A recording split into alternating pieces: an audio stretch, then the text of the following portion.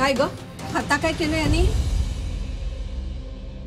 पराक्रम केलाय तुझ्या लेकाने.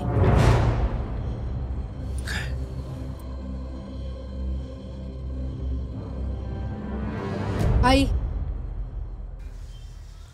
अगं नोकरी लागली आहे त्याला. काय? शाबास.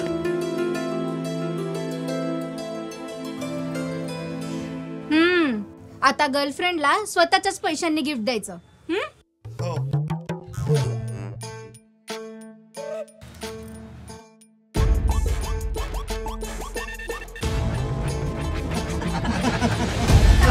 नमो महारोजगार मेळाव्यामुळे लाखो हातांना काम आणि म्हणून धनुष्यबाण.